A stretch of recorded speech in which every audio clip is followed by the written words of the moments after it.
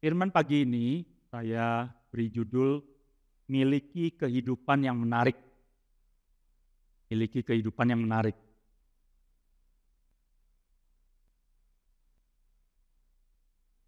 Tujuan utama gereja kita sebagai gereja adalah untuk mewartakan dan mendemonstrasikan kerajaan Allah di dalam dunia ini. Mewartakan dan mendemonstrasikan kerajaan Allah. Jadi ketika satu gereja tidak mewartakan atau mendemonstrasikan mengenai kerajaan Allah di dunia ini, gerejanya tidak berfungsi, tidak peduli berapa banyak pun jemaatnya. Ya. Jadi kita sendiri adalah bagian dari gereja. Ya. Gereja tidak akan terjadi tanpa kumpulan orang-orang.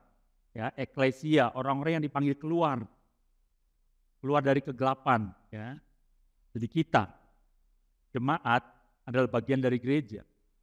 Otomatis kita juga punya peranan dalam mewartakan dan mendemonstrasikan tentang kerajaan Allah.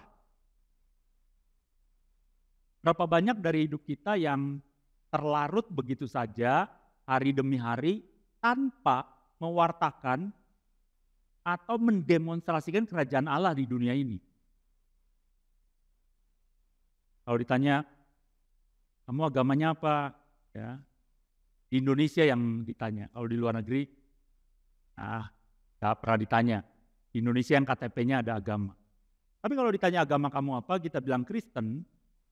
Tapi kehidupan kita tidak mewartakan dan mendemonstrasikan mengenai kekristenan kita. Kristen itu mengikut Kristus. Percuma. Apa bedanya agama kita diganti yang lain dengan agama-agama lain? Apa bedanya? Nggak ada. Kenapa? Apakah dalam kehidupan kita orang bisa menilai bahwa kamu kayaknya Kristen ya? Bisa nggak sampai begitu? Kurang lebih seperti itu ya. Itu ide awalnya. Jadi pesan kekristenannya sendiri adalah melalui kematian dan kebangkitan Yesus Kristus, Allah ingin umat manusia diselamatkan semua, karena Tuhan mengasihi semua orang, Tuhan mau semua diselamatkan. Ya, dan masuk dalam kerajaannya, masuk dalam kerajaan Allah. Kita ini ambasador, duta Kristus. Ya, memperkenalkan Kristus kepada dunia ini.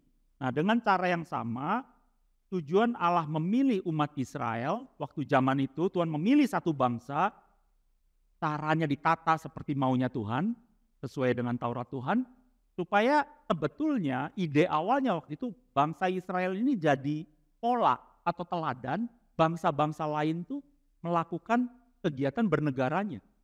Makanya ada aturan yang Tuhan kasih kepada umatnya bangsa Israel. Ya.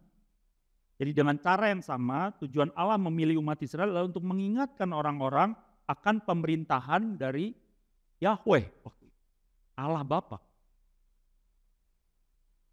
Dia mau supaya ada standar tertentu loh ketika kita menjalankan pemerintahan.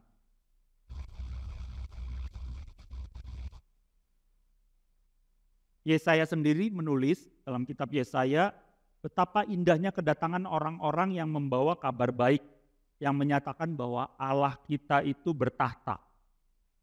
Ketika kita membawa kabar baik kepada dunia ini, maka dikatakan oleh Yesaya, oh betapa baiknya, betapa indahnya. Ada dua cara kita dapat menyatakan pesan Tuhan ini kepada orang-orang di sekitar kita. Kita dalam kehidupan kita sehari-hari ada dua cara. Bagaimana menyatakan pesan Kristus ini? Yang pertama, kita memberitakannya, membicarakannya, menyatakan. Kita memberitakan, membicarakan, dan menyatakan. Deklarasi ini bisa terjadi melalui percakapan, khotbah, pujian, dan penyembahan secara publik. Ya, jadi kita bisa menyatakan itu, menyampaikan pada orang lain. Kolose 4 ayat 3-6, Kolose 4 ayat 3 sampai 6. Poin pertama tadi ya, kita memberitakannya. Berdoa jugalah untuk kami, kata Paulus, supaya Allah membuka pintu untuk pemberitaan kami. Sehingga kami dapat berbicara tentang rahasia Kristus, yaitu Injil ya, keselamatan dari Kristus, yang karenanya aku dipenjarakan, kata Paulus. Dengan demikian aku dapat menyatakannya sebagaimana seharusnya. Jadi ada orang-orang tertentu yang Tuhan kasih karunia untuk menginjili. Ya, kita semua punya karunia itu dalam kadarnya. Karena seorang penginjil, kalau saudara seorang penginjil, ada karunia nabi, penginjil, pengajar. Ya, kalau saudara memiliki karunia sebagai seorang penginjil, doa saya buat saudara adalah saudara menginjil dengan berani, saudara menginjil dengan begitu kreatifnya, saudara menginjil dengan penuh kuasa, dengan disertai oleh mujizat-mujizat, sampai ketika saudara menginjil, orang mengenal Kristus. Mengenal dan tahu bahwa, oh, kerajaan Allah ternyata penuh kuasa. Itu yang dimaksud oleh ayat ini, doakan saya, kata Paulus.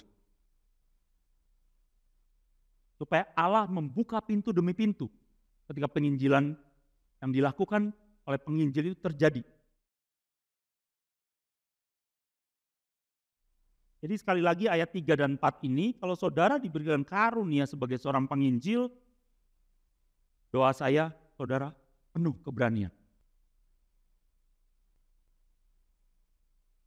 Pertanyaan berikutnya, apa yang harus kita lakukan kalau kita tidak dikaruniai sebagai seorang penginjil? Saya masuk ke poin nomor 2. Bagian kita adalah kita mendemonstrasikan, mempertontonkan, menunjukkan dengan cara kita hidup. Jadi kita menunjukkan pada dunia ini seperti apa sih kerajaan Allah dengan cara kita hidup.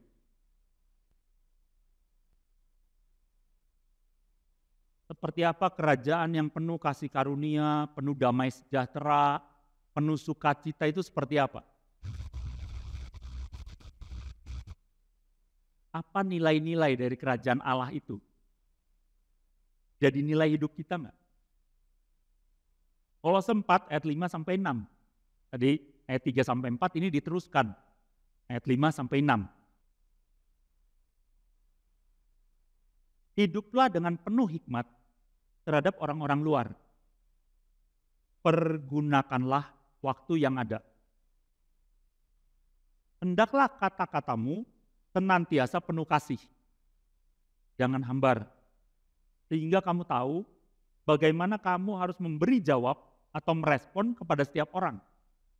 Bagaimana kita memberi jawab atau merespon pada semua orang. Jadi ketika ada orang bertanya, kenapa sih kamu lakukan itu dalam hidup kamu? Nah, kita merespon dan memberi jawab kepada orang tersebut.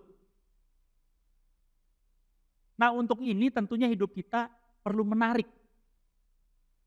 Supaya orang-orang mau bertanya. Ada apa sih dengan hidup kamu? Kenapa kamu perlakuan orang lain begitu gitu? Itu akan memancing orang untuk bertanya ketika kehidupan kita begitu menarik. Bayangkan hidup kita adalah seperti trailer sebuah film.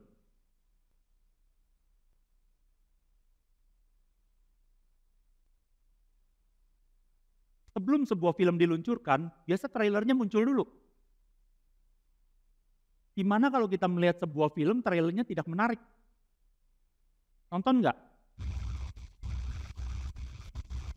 Males lah. Gitu-gitu aja kayaknya nih liatnya gitu. Kemarin saya sempat lihat trailer Mission Impossible yang berikutnya. Kalau nggak salah nomor 7. Filmnya belum jadi, cuman trailernya udah muncul. Bagaimana si Tom Cruise tuh pakai motor, terbang ke udara, jatuh, parasutnya ngembang di antara bebatuan. Dan lembahnya tuh di Norwegia kalau saya nggak salah. Keren sih. Membuat saya, wah kalau film itu main, worth it lah bayar untuk nonton. Karena bikinnya aja, terbang itu kan begitu terbang, sekali terbang motornya hancur dong ke jurang. Itu dia 6 kali, 6 motor udah hancur. Ya worth it lah. Ya kalau dia berkorbannya begitu, belum lagi helikopternya yang menyertai, kameranya, drone-nya, wah keren. Jadi hidup kita seperti sebuah trailer. Apakah hidup kita begitu menarik sampai orang-orang, saya mau seperti itu. Atau hidup kita biasa-biasa aja, bahkan, mohon maaf, buruk sekali sampai orang-orang, wah kalau kekristenan kayak begitu saya nggak mau. Itu yang dibilang kekristenan kita menjadi batu sandungan buat orang lain.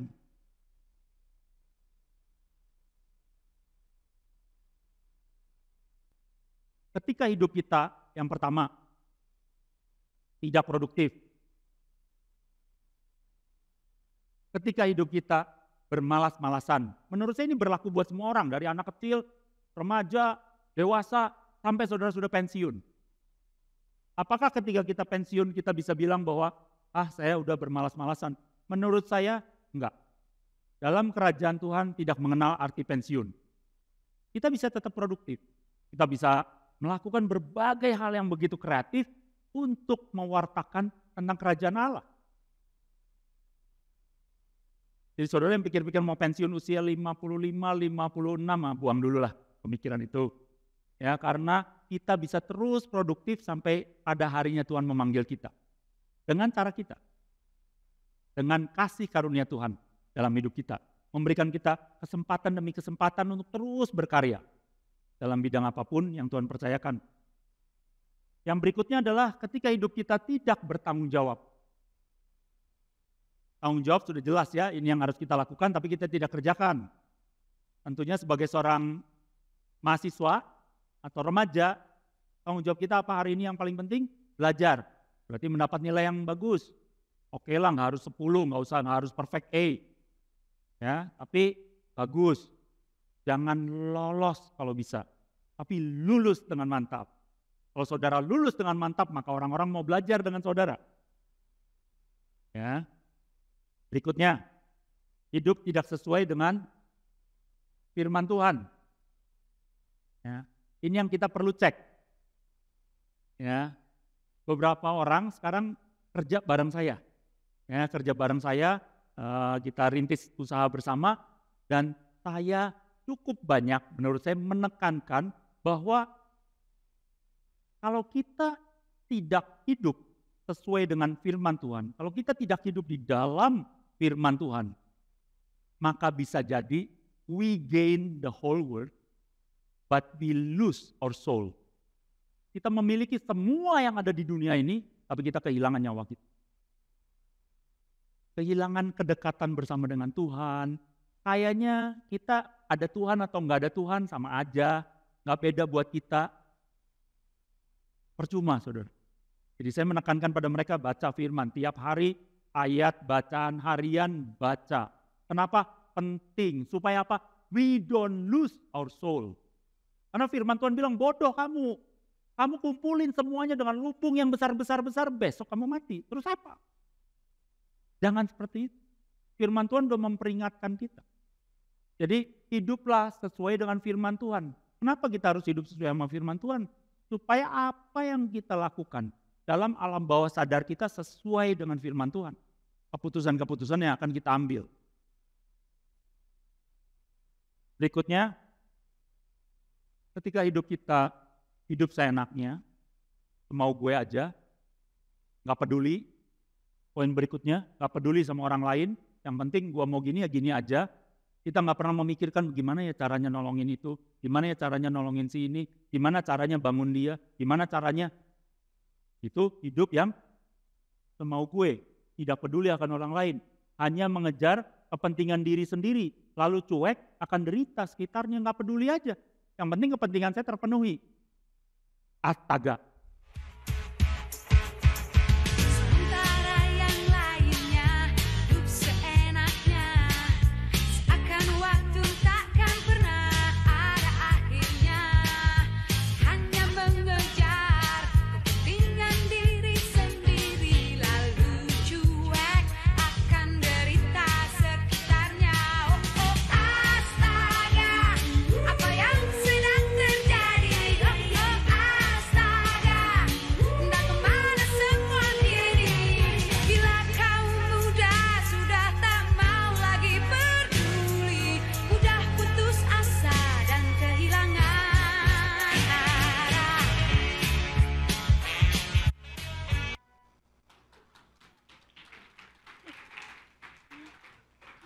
Saudara yang tepuk tangan ketahuan generasi berapa? Saya lagi ngetik nyusun khotbah ini, oh ini kayaknya ada lagunya ya gitu loh. Jadi saya cari. Astaga saudara, hidup saudara. Ya. Dan di akhirnya kaum muda, penting banget.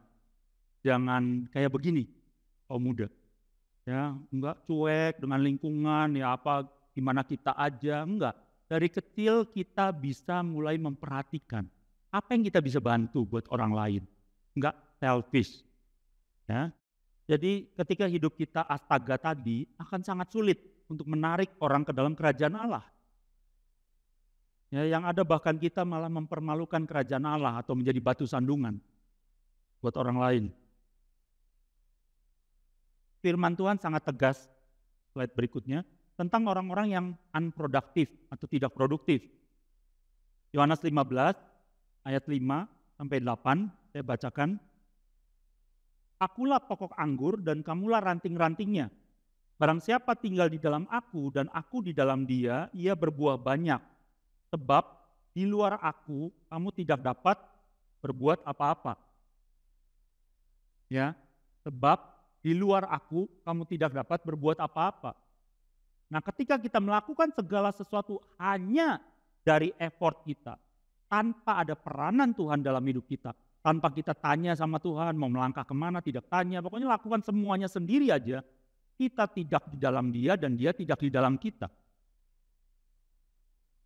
Jadi hati-hati saudara, apapun yang kita lakukan, mau kita belajar, mau kita dalam rumah tangga kita tidak ada Tuhan, dalam bisnis kita tidak ada Tuhan, nggak peduli berapa suksesnya saudara di ukuran mata orang luar. Tapi kalau kita tidak di dalam Tuhan, firman-Nya tidak terus menggema dalam hidup kita, kita tidak membaca firman-Nya dengan rajin dan bertanya, Tuhan apa yang kau mau lakukan dalam hidupku hari ini? Ayat berikutnya saudara, ayat 6 ya. Barang siapa tidak tinggal di dalam aku, ia dibuang keluar seperti ranting dan menjadi kering. Kemudian dikumpulkan orang dan dicampakkan ke dalam api, lalu dibakar. Jadi menyedihkan saudara.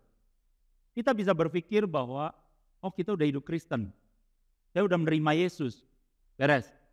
Enggak beres saudara. Kalau hidup saudara tidak di dalam Tuhan, enggak beres. Jangan merasa aman dengan apa yang saudara miliki hari ini. Pesan saya, lebih baik kita waspada. Apakah kita sedang melakukan kehendak Tuhan atau tidak dalam hidup kita. Daripada kita rasa aman dan terlena. Sampai akhirnya, ya tadi, tidak peduli dengan orang-orang di sekitar kita. Padahal firman Tuhan kasihlah sama manusia. Kita don't care, gak peduli. Nah, hidup hanya dengan untuk hidup sendiri aja. Kita dan keluarga kita, that's it. Gak bisa begitu. Ya, kita nggak lagi mewartakan kerajaan Tuhan. Ayat berikutnya, ayat 7. Jikalau kamu tinggal di dalam aku dan firmanku tinggal di dalam kamu, mintalah apa saja yang kamu kehendaki dan kamu akan menerimanya. Minta dan kamu akan menerimanya. Syaratnya apa? Tinggal di dalam aku. Tinggal dalam firman. Syarat. Satu ayat ini saja bisa mengubah hidup saudara dari bisnismen yang biasa menjadi orang yang luar biasa. Satu ayat ini yang membuat hidup saudara bisa menjadi menarik. Dari orang yang biasa-biasa saja, saudara meminta sesuatu pada Tuhan. Tuhan, izinkan aku punya kehidupan yang begitu menarik. Karena Tuhan bilang apa? Minta, maka kamu akan diberi. Masalahnya kita tidak tinggal di dalam Tuhan. Dan kita berjuang dengan segenap tenaga kita tanpa tinggal di dalam Tuhan. Jadi kuncinya adalah tinggal di dalam Tuhan, semua yang saudara minta dipenuhi. Sekali lagi bukan untuk memenuhi nafsu saudara. Tapi yang saudara minta, ketika saudara tinggal dalam Tuhan, saya percaya apa yang saudara minta keluar seperti hatinya Tuhan. Enggak lagi egois. Tapi permintaan saudara adalah, Tuhan izinkan saya jadi berkat buat orang itu. Tuhan izinkan saya buka jalan Tuhan. Kurang lebih seperti itu. Itu doa saudara. Kenapa Tuhan mau? Kenapa Tuhan, kamu minta deh, saya kasih. Tuhan challenge, minta, saya kasih. Tapi tiap hari Tuhan lihat, kamu hidup dalam aku enggak? Kalau enggak terus kita klaim ayat ini lucu. Tuhan firman-Mu bilang aku akan berhasil. Mana? Enggak ada Tuhan. Nah, pertanyaan Tuhan sederhana, ayat ini kamu genapi enggak?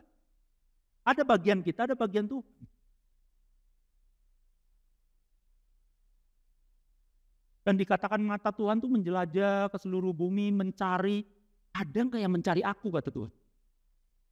Tiap pagi waktu mata Tuhan menjelajah, mencari, oke, dari Amerika, terus geser, oh negara lain, oh ini Indonesia, oh pulau, banyak pulau, Sumatera, Kalimantan, Jawa, oh ada kota apa macam-macam ya, oh ibu kota Jawa Barat, oke Bandung. Nah di Bandung, oh oke, oh ini ada kos saudara, atau tempat tinggal saudara, ada yang lagi mencari aku.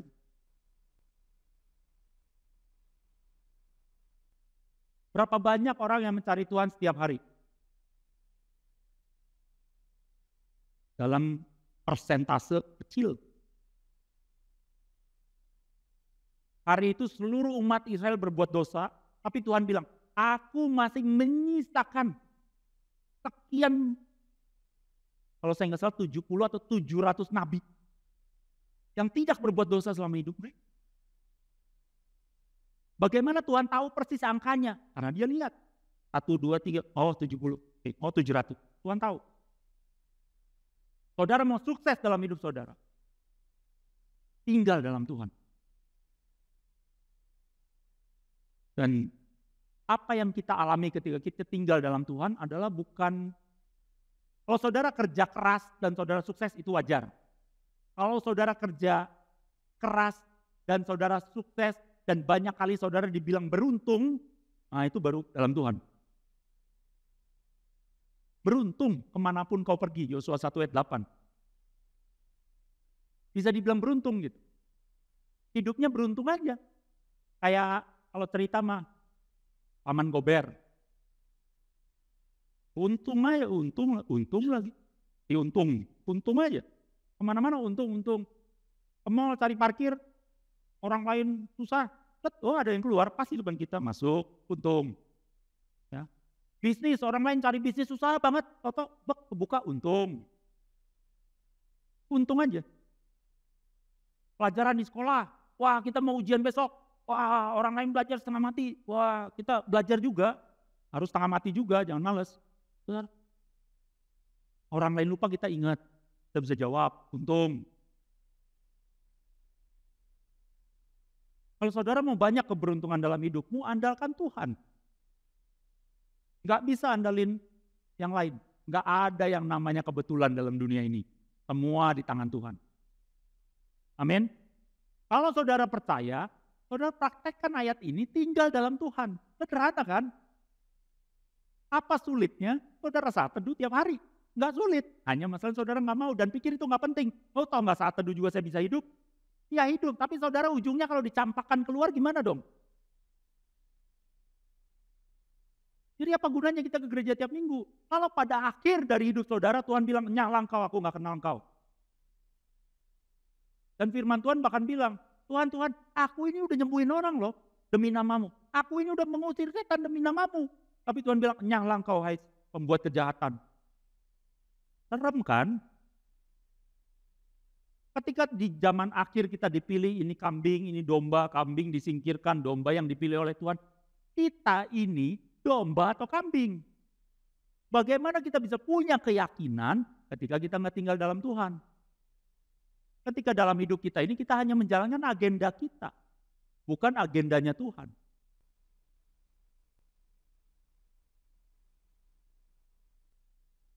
Dalam konteks kerajaan Allah, dikatakan, dalam hal ini, ayat 8, dalam hal inilah Bapakku dipermuliakan, yaitu jika kamu berbuah banyak. Dan dengan demikian kamu adalah murid-muridku. Jadi Tuhan mau kita hidup kita berbuah.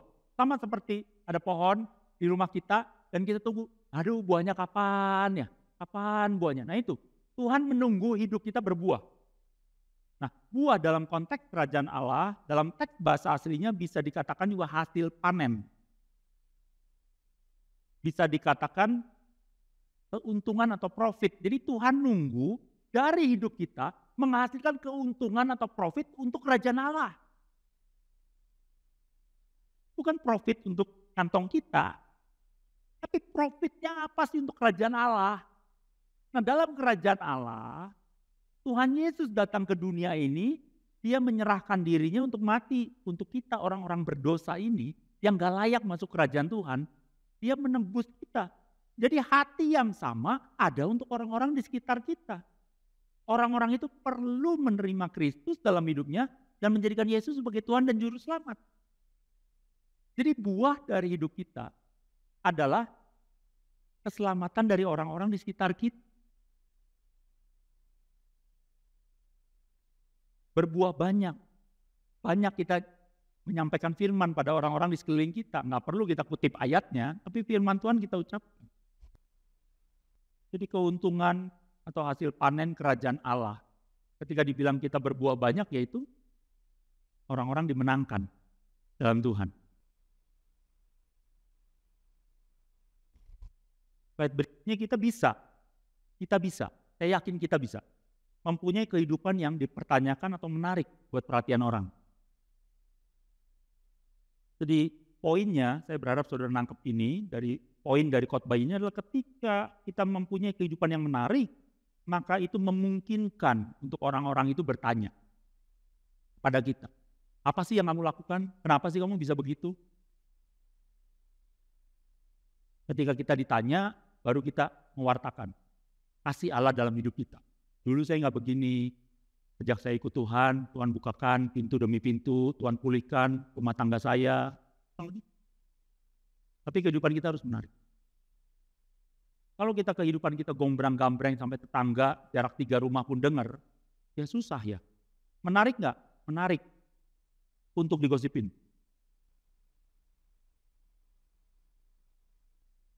Maksudnya bukan menarik seperti itu. Ya, saudara nangkep ya.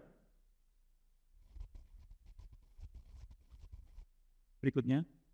Jadi ketika kita memiliki kehidupan yang biasa-biasa saja, ya, pekerjaan yang biasa, keluarga yang biasa, maka kehidupan kita tidak akan menarik untuk orang lain dan tidak menimbulkan pertanyaan. Salah enggak? Punya kehidupan yang biasa-biasa aja? Enggak salah, tapi enggak menarik. Jadi berulang kita berdoa sama Tuhan, Tuhan buat kehidupan saya begitu menjadi menarik. Supaya saya bisa mewartakan, supaya saya bisa mendemonstrasikan kasih Tuhan dalam hidup kita.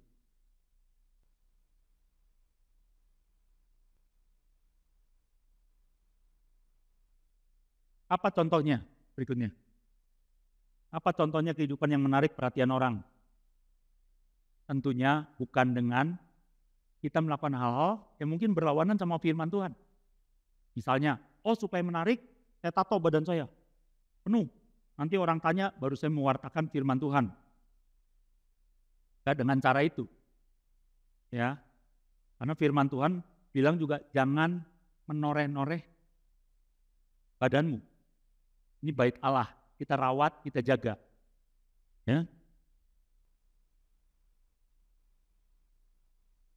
Karena saya pernah dengar ada orang yang, saya ngisep cerutu aja, saya mau masuk dalam perkumpulan orang-orang yang ngisep cerutu.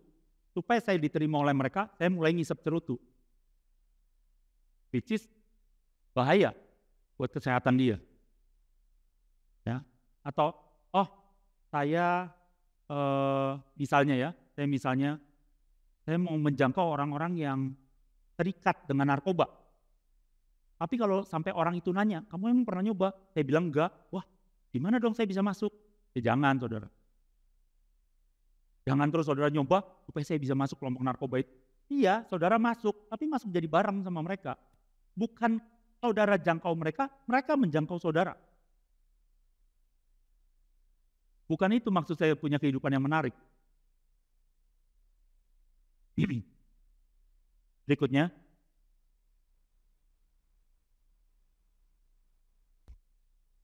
prinsip menjadi sama dengan dunia, supaya bisa menjangkau dunia, adalah prinsip yang sangat berbahaya. Saudara, tugas kami para pengkhotbah di depan sini adalah memberikan framework, memberikan rangka berpikir.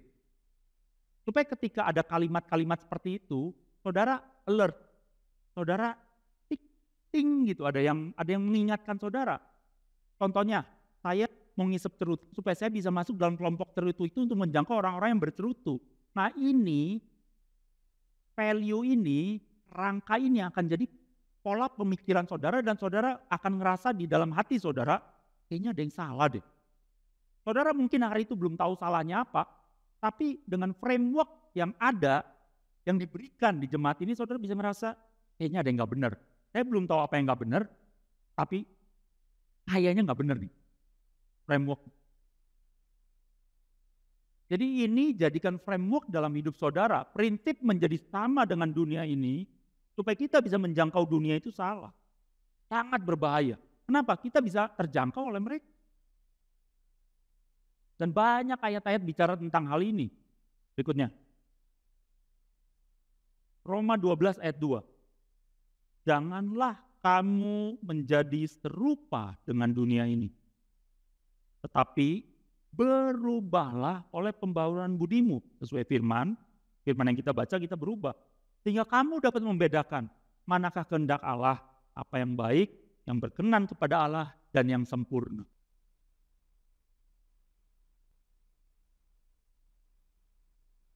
Jadi dalam prinsip parenting, dalam Growing Kids God's Way, saudara kalau ada kelasnya, jemaat mau adain, saudara ikut, bagus banget. Kita ajarkan anak-anak kita ada baik, berkenan, sempurna. Supaya anak-anak kita nangkep bahwa di level baik, oke enggak, bagus, levelnya baik. Tapi ada level yang lebih bagus lagi, yaitu berkenan, dan ada level yang terbaik, yaitu sempurna. Baik itu dia cuci piringnya dia sendiri, itu udah baik daripada dia tinggalin piring kotornya. Berkenan itu dia mulai cuciin piring-piring satu anggota keluarga, itu berkenan.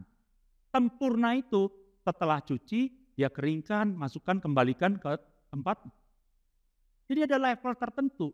Kita go the extra mile, kita melakukan hal yang lebih daripada ekspektasi orang untuk membuatnya menjadi sempurna.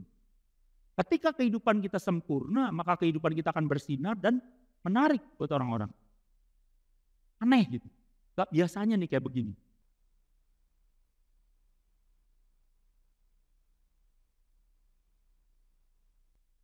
Yesus memberikan contoh-contoh slide berikutnya. Bagaimana kehidupan kita bisa menjadi menarik bagi orang-orang di sekitar kita. Slide berikutnya. Yesus sudah kasih contoh. Lukas 6 ayat 27 sampai 38. Saya akan cepat, saudara perhatikan. Tapi kepada kamu yang mendengarkan aku berkata, kasihilah musuhmu. Jadi yang Yesus katakan ini kontradiktif dengan apa yang diajarkan oleh dunia atau apa yang biasa terjadi di dunia. Kontradiktif sampai kita menjadi menarik ketika kita mengikuti saran Yesus. Kalau kita tidak mengikuti saran Yesus, jadi biasa aja. Kenapa? Ya semua di dunia juga melakukan hal itu. Sambil dengar kata-kata Yesus yang diucapkan dari mimbar ini, saudara sambil mereview hidup saudara ya. Tapi kepada kamu yang mendengarkan aku, kasihlah musuhmu, berbuatlah baik kepada orang yang membenci kamu. Berikutnya, mintalah berkat bagi orang yang mengutuk kamu.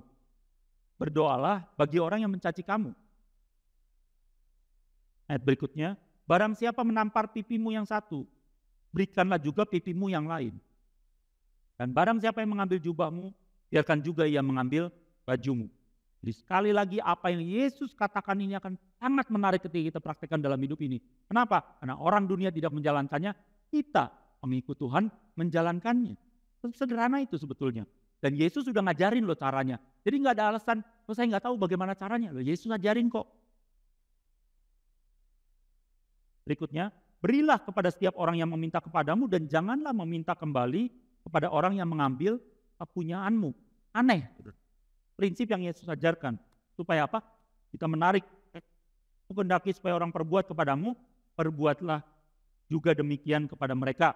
Dan jikalau kamu mengasihi orang yang mengasihi kamu, apakah jasamu? Ya itu biasa aja. Ya apa jasa kamu? Karena orang-orang yang berdosa pun mengasihi juga orang-orang yang mengasihi mereka. Sebab jikalau kamu berbuat baik kepada orang-orang yang berbuat baik kepada kamu, apa jasamu? Orang-orang berdosa pun berbuat demikian juga. Dan jikalau kamu meminjam sesuatu kepada orang lain, karena kamu berharap akan menerima sesuatu daripadanya, apakah jasamu? Orang-orang berdosa pun meminjam kepada orang-orang berdosa supaya mereka menerima kembali sama banyak. Nah, konsep ini yang Tuhan ajarkan. Bedanya apa? Tapi kamu kasihilah musuhmu dan berbuatlah baiklah kepada mereka dan pinjamkan dengan tidak mengharapkan balasan. Maka upahmu akan besar dan kamu akan menjadi anak-anak Allah yang maha tinggi. Sebab ia baik terhadap orang-orang yang tidak tahu berterima kasih dan terhadap orang-orang jahat. Yesus atau Bapa di surga meneladani. Dia tetap baik sama semua orang. Mau berbuat jahat, dia tetap baik. Kita diminta untuk menduplikasi itu di dunia ini. Hendaklah kamu murah hati, ayat 36, sama seperti Bapamu adalah murah hati. Janganlah kamu menghakimi, ayat berikutnya, 37. Maka kamu pun tidak akan dihakimi. Dan janganlah kamu menghukum, maka kamu pun tidak akan dihukum. Ampunilah, dan kamu akan diampuni. Saudara, ayat ini 37, spesifik berbicara dalam gereja. Gereja hari-hari ini banyak jadi tempat penghakiman. Itu sebabnya orang berdosa nggak tahan masuk ke dalam gereja. Kenapa? Gerah gitu. Dihakimi melulu. Dia berdosa. Tapi bisakah sikap kita seperti Yesus yang menemukan atau orang Farisi membawa perempuan yang berzina? Sikap kita seperti orang Farisi atau seperti Yesus? Orang Farisi bilang lempari batu. Nah, jangan kita gereja menjadi orang-orang yang melempari batu. Ya gara-gara kamu gini sih, makanya kamu gini. Gara-gara kamu gini, gara-gara. Jadi, kamu salah. Pesannya itu yang ditangkap oleh orang yang berdosa. Enggak begitu, saudara. Pesan kita, jadilah seperti Yesus. Yang ada nggak orang-orang yang lempari kamu? Gak ada. Oke, udah ya, aku mengampuni kamu, jangan berbuat dosa lagi. Orang akan welcome, saudara. Dia diterima apa adanya. Iya, dia berdosa, tapi pesan kita, jangan bikin lagi ya ke depan. Jangan buat dosa lagi.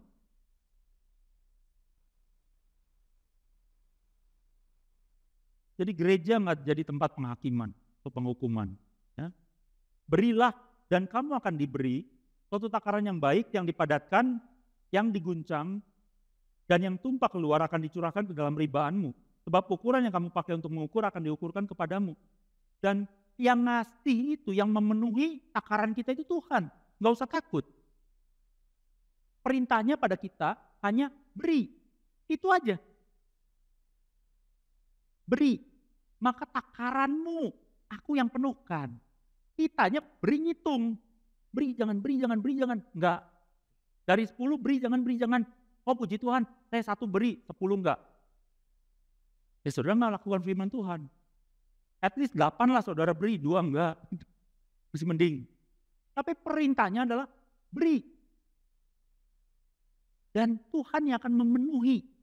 Tuhan pilih ke alam semesta ini akan memenuhi ribaan.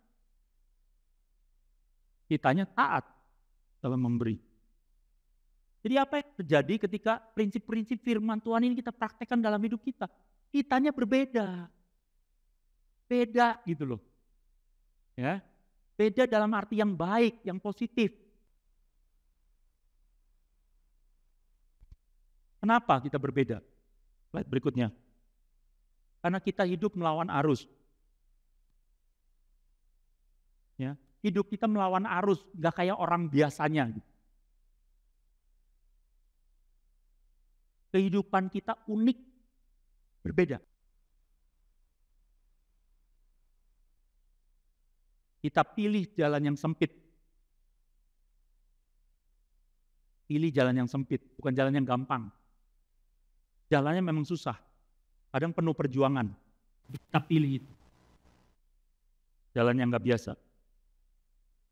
Jadi ketika orang-orang melihat hidup kita, pertanyaan yang umumnya mereka ajukan, kenapa sih kamu begitu? Gimana caranya? Gimana ceritanya? Kalau boleh saya tahu, kurang lebih seperti itu.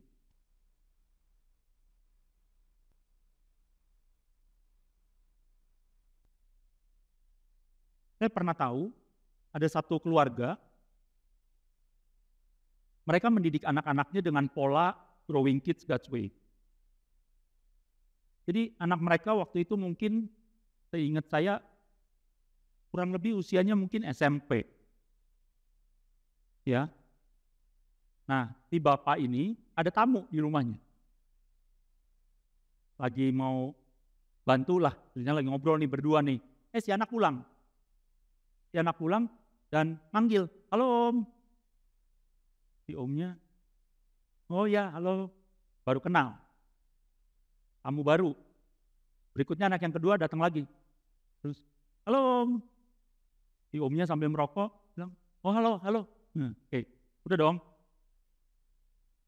Terus karena anak-anaknya kayak tinggal di lantai atas, jadi anak-anaknya pas mau naik, "Om, saya naik dulu ya." "Oh ya, ya, ya." Naik.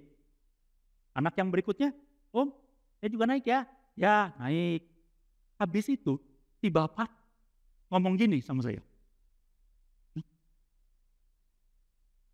om itu, nanya dong sama saya, "Kamu gimana caranya sih ngedidik anak-anak seperti itu?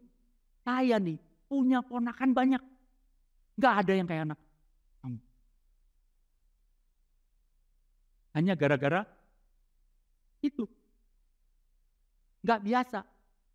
Yang biasa anak muda, "Om, udah lengos." Itu aja udah mending, ada yang lengos aja. Hanya dengan itu timbul pertanyaan, "Kamu gimana sih cara ngajarnya? Boleh nggak," katanya,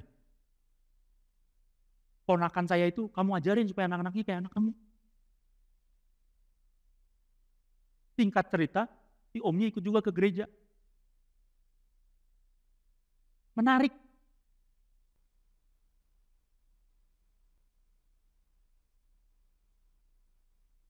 Ada cerita satu orang pensiun, dia senangnya bikin sepatu.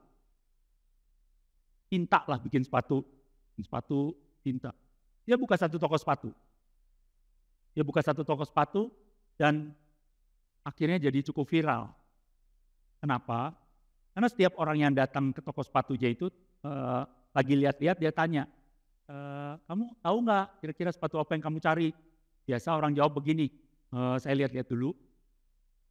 Nah dia bilang, si om ini dia bilang gini, "Kalau kamu bisa kasih waktu saya sebentar aja, mungkin 5 menit, kita ngobrol-ngobrol, saya tanya-tanya sedikit tentang kehidupan kamu, saya bisa pilihkan sepatu yang tepat buat kamu. Mau nggak?" Ada yang mau, ada yang enggak. Dan banyak kali orang cuma 5 menit. "Iya bolehlah." Nah duduklah. Duduk, ngobrol sama si tukang sepatu ini. Ngobrol, dan ngobrol itu katanya dari 5 menit ada yang sampai curhat, nangis, karena cerita tentang kehidupannya. "Aduh saya ini baru gini. Kadang ada cuman yang jawab, ya asal jawab aja supaya kurang lebih dipilihin. Banyak kali ketika orang menceritakan tentang kehidupannya, dia kurang lebih bisa melihat, oh kayaknya sepatu ini cocok. Dan pada akhir sesinya, ya ambilin sepatu, dan biasanya orang-orang menurut pengalaman dia, "Aduh, kok bisa ya kamu tahu," gitu. Wah, heboh. Menarik. Enggak pada umumnya pemilik toko sepatu itu begitu. Ada satu lagi, ceritanya seorang pendeta. Seorang pendeta dari baptis yang tidak merokok, tidak minum alkohol, tidak berjudi, anti. Oke.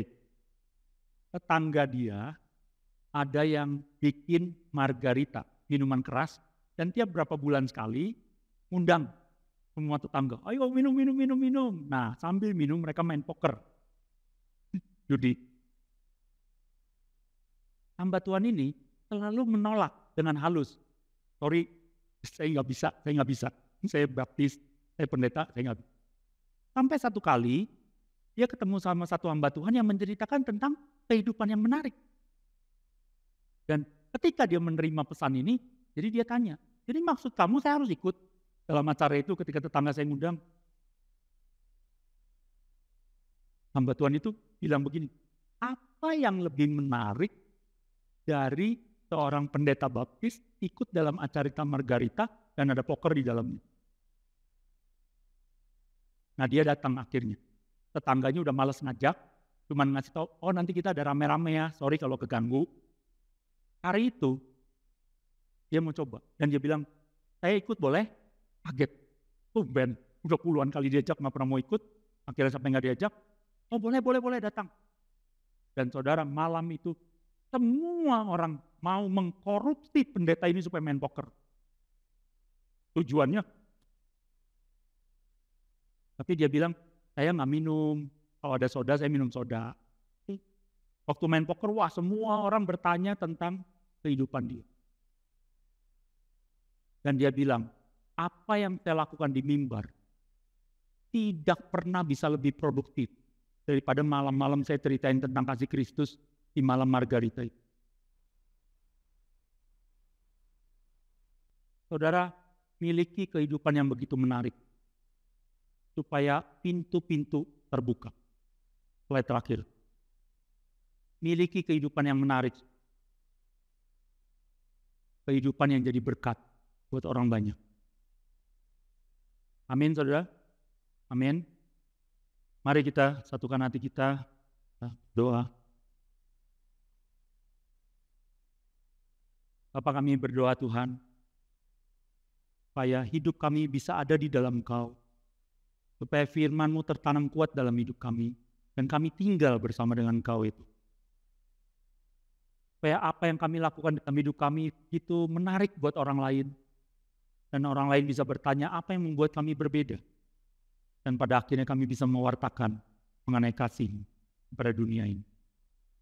Bantu kami Tuhan. Beri kami kreativitas yang tidak melanggar firman-Mu. Buat kami menjadi disiplin, produktif, bertanggung jawab Tuhan. Kami mau Tuhan punya hidup yang produktif. Bapak, aku berdoa untuk setiap orang yang selama firman-Mu dibagikan, merasa hidupnya selama ini tidak menarik atau unproduktif, tidak bertanggung jawab. Dan ketika hati mereka berseru kepadamu Tuhan, buat hidupku menjadi menarik. Aku berdoa, mari Roh Kudus, jamah setiap hati. Jadikan hidup mereka begitu produktif, begitu menarik buat orang-orang di sekitarnya Tuhan. Berkaryalah dalam hidup kami ya Bapa. Ini hidup kami, hidup yang sudah ditebus oleh darah-Mu. Pakai kami Tuhan. Izinkan kami menjadi pewarta-pewarta firman-Mu melalui demonstrasi kami kepada dunia ini.